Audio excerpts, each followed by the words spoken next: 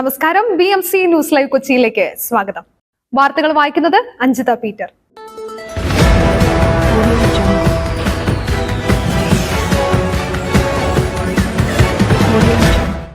ഈ വാർത്തകൾ നിങ്ങൾക്കായി അവതരിപ്പിക്കുന്നത് Cochin Kalabhavan Angamaly franchise, powered by he life Thottakattukara, Josh Mall Mookkannoor, cleanser, BMC film production and Nazareth villas.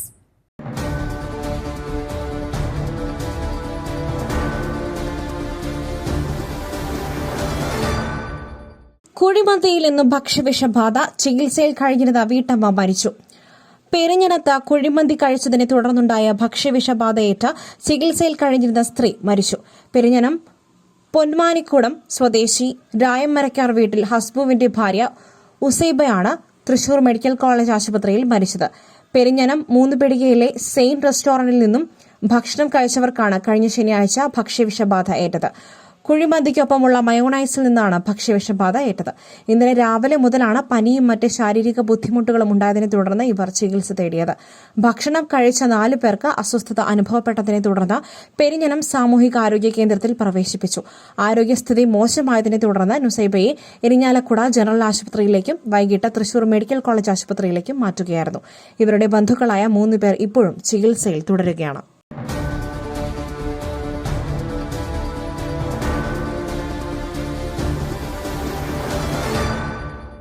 ഗുണ്ടാ നേതാവിന്റെ വിരുന്ന് ഡിവൈഎസ്പി MG സാബുവിനെ സസ്പെൻഡ് ചെയ്തു.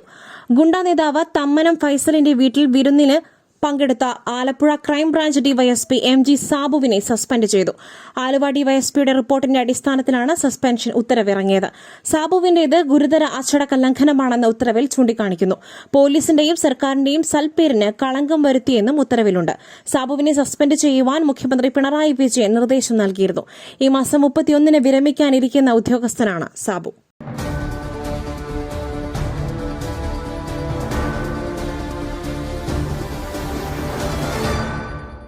വയനാട്ടിൽ 15 വർഷത്തിനുള്ളിൽ 100-ലധികം കർഷക ആത്മഹത്യ. കണക്ക് കളക്ടറുടെ റിപ്പോർട്ടിൽ. വയനാട്ടിൽ 15 വർഷത്തിനുള്ളിൽ ആത്മഹത്യ ചെയ്തത് 100-ലധികം കർഷകരെന്ന് കളക്ടറുടെ റിപ്പോർട്ട്. കർഷക ആത്മഹത്യകൾ തടയുന്നതുമായി ബന്ധപ്പെട്ട് കളക്ടർ ഡോക്ടർ രേണുരാജ് മനുഷ്യാവകാശ കമ്മീഷന് നൽകിയ റിപ്പോർട്ടിലാണ് ഇക്കാര്യം പറയുന്നത്. ബാങ്കുകളിൽ കർശന വ്യവസ്ഥ ഉള്ളതിനാൽ സ്വകാര്യ സ്ഥാപനങ്ങളിൽ നിന്നും അമിത പലിശയ്ക്ക് വായ്പയെടുത്ത് കടബാധ്യതയിലായതിനാലാണ് ആത്മഹത്യ ചെയ്യുന്നതെന്നും റിപ്പോർട്ടിൽ പറയുന്നു.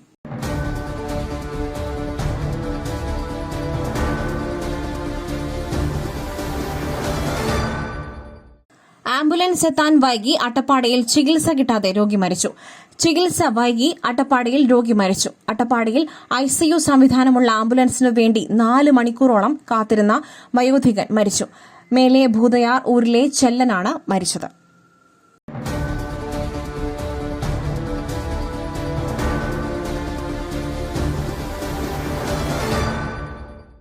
സെയിൻ ഹോട്ടലിൽ നേരത്തെയും ഭക്ഷ്യവിഷബാധ. 6 മാസം മുൻപ് അടപ്പിച്ചു, തുറന്ന ഇപ്പോൾ ഒരു ജീവനെടുത്തു. തൃശൂർ പെരിഞ്ഞനത്ത് ഭക്ഷ്യവിഷബാധയേറ്റ് ചികിത്സയിലായിരുന്ന കുറ്റിലക്കടവ് സ്വദേശിയായ സ്ത്രീ മരിച്ചതോടെ ഭക്ഷണം വാങ്ങിയ സെയിൻ ഹോട്ടലിനെതിരെ ഗുരുതരാരോപണവുമായി നാട്ടുകാരും ജനപ്രതിനിധികളും രംഗത്ത്. സെയിൻ ഹോട്ടലിൽ നിന്നും ഭക്ഷണം കഴിച്ചവർക്ക് നേരത്തെയും ഭക്ഷ്യവിഷബാധ ഏറ്റിരുന്നതായി സ്ഥലം MLA ET ടൈസൺ പറഞ്ഞു. സെയിൻ ഹോട്ടലിൽ കഴിഞ്ഞ ദിവസമുണ്ടായ ഭക്ഷ്യവിഷബാധയിൽ 178 പേരാണ് ചികിത്സ തേടിയത്. ഇപ്പോഴുണ്ടായ ഭക്ഷ്യവിഷബാധയ്ക്ക് കാരണം മയോണൈസോ കോഴിയിറച്ചിയോ ആണ് എന്നാണ് സംശയം. പരിശോധനാ ഫലം വന്നാലേ ഇക്കാര്യത്തിൽ വ്യക്തത വരൂ. നിലവിൽ ആശുപത്രിയിലുള്ളവരുടെ ആരോഗ്യസ്ഥിതി ഗുരുതരമല്ല. ഏകദേശം 30 കിലോ അരിയുടെ കുഴിമന്തിയാണ് ഭക്ഷ്യവിഷബാധയുണ്ടായ ദിവസം ഹോട്ടലിൽ പാകം ചെയ്തത്. വൃത്തിഹീനമായ സാഹചര്യത്തിലാണ് ഹോട്ടൽ പ്രവർത്തിക്കുന്നത് എന്ന് ആരോഗ്യവകുപ്പ് അധികൃതർ പറഞ്ഞു. ഹോട്ടൽ അധികൃതർക്കെതിരെ നിയമ നടപടി ഉൾപ്പെടെ സ്വീകരിക്കുമെന്ന് ആരോഗ്യവകുപ്പ് അറിയിച്ചു. അതേസമയം ആരോഗ്യവകുപ്പും ഭക്ഷ്യസുരക്ഷാ വകുപ്പും നടത്തുന്ന അന്വേഷണവും നടപടികളും പ്രഹസനമാകുന്നുവെന്ന ആക്ഷേപവും വ്യാപകമായിട്ടുണ്ട്.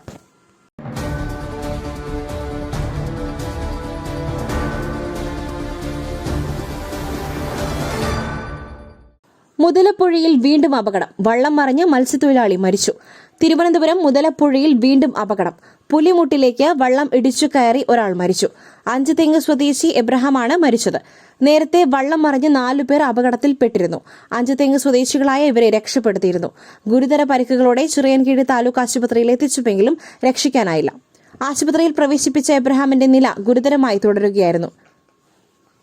മത്സ്യബന്ധനത്തിന് പോയ വള്ളം മറിഞ്ഞാണ് അപകടമുണ്ടായത്.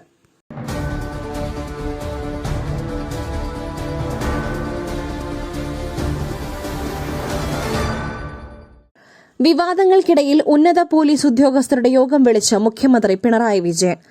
സംസ്ഥാനത്ത് കുറ്റകൃത്യങ്ങൾ വർദ്ധിക്കുന്ന പശ്ചാത്തലത്തിലാണ് മുഖ്യമന്ത്രി പിണറായി വിജയൻ യോഗം വിളിച്ചിട്ടുള്ളത്. ഇന്ന് രാവിലെ 11:30 ഉന്നത പോലീസ് ഉദ്യോഗസ്ഥരുടെ യോഗം വിളിച്ചിട്ടുള്ളത്. യോഗത്തിൽ സംസ്ഥാന പോലീസ് മേധാവിക്കൊപ്പം ADGPമാരും പങ്കെടുക്കും. മുഖ്യമന്ത്രിയുടെ ചേംബറിലാണ് യോഗം.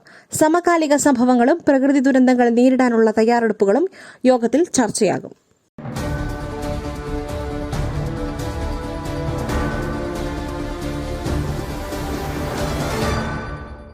വേങ്ങൂരിൽ തോട്ടിൽ കുളിക്കാനിറങ്ങിയ 10ാം ക്ലാസ് വിദ്യാർത്ഥി മുങ്ങിമരിച്ചു. എറണാകുളം വേങ്ങൂരിൽ തോട്ടിൽ കുളിക്കാനിറങ്ങിയ 10ാം ക്ലാസ് വിദ്യാർത്ഥി മുങ്ങിമരിച്ചു.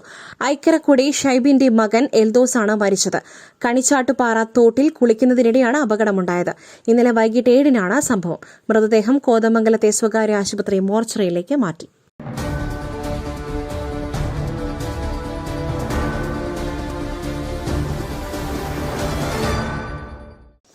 മുല്ലപ്പെരിയാറിൽ പുതിയ അണക്കെട്ട് നിർണായക യോഗം മാറ്റി, കാരണം പറയാതെ കേന്ദ്രം.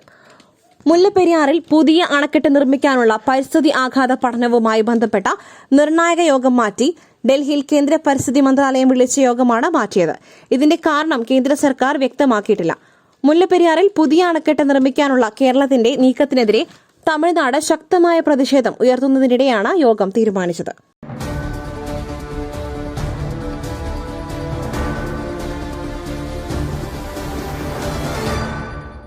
ബാറിൽ ലഹരി സംഘം ഷെഫിനെ കുത്തി പരിക്കേൽപ്പിച്ചു.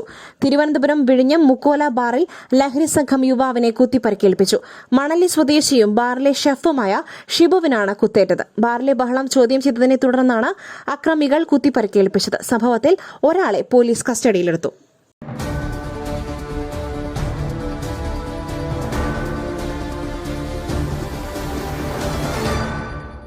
വർഗീയ രാഷ്ട്രീയം നടത്തുന്നവർ BJPക്കെതിരെ ആഞ്ഞടിച്ച് MK സ്റ്റാലിൻ. വർഗീയ രാഷ്ട്രീയത്തിൽ ഏർപ്പെടുന്നവർ ദ്രാവിഡ മുന്നേറ്റ കഴകത്തിനെതിരെ മോശമായി സംസാരിക്കുന്നത് തോൽക്കുമെന്ന ഭയം കൊണ്ടാണെന്ന് തമിഴ്നാട് മുഖ്യമന്ത്രി MK സ്റ്റാലിൻ. തോൽവിയുടെ ഭയം അവരുടെ സ്വരത്തിൽ കാണാൻ കഴിയുമെന്നും മുഖ്യമന്ത്രി പറഞ്ഞു.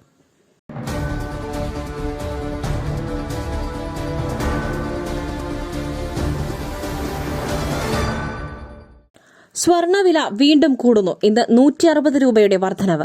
സംസ്ഥാനത്ത് സ്വർണ്ണവില കഴിഞ്ഞ ദിവസങ്ങളിൽ കുത്തനെ ഇടിഞ്ഞിരുന്നു. ഏറെ നാളുകൾക്ക് ശേഷമാണ് വിലയിൽ ഇത്രയും കുറവ് തുടർച്ചയായി വന്നിരുന്നത്. വെള്ളിയാഴ്ച കുത്തനെ കുറഞ്ഞ വില 3 ദിവസമായി നിശ്ചലമായിരുന്നു. 160 രൂപയുടെ വർധനവാണ് ഇന്ന് 1 പവൻ സ്വർണത്തിന് ഉണ്ടായത്. ഇതോടെ 53,480 രൂപയാണ് 1 പവൻ സ്വർണത്തിന്റെ വില. ഗ്രാമിന് 20 രൂപ വർദ്ധിച്ച് 6,685 രൂപയായി.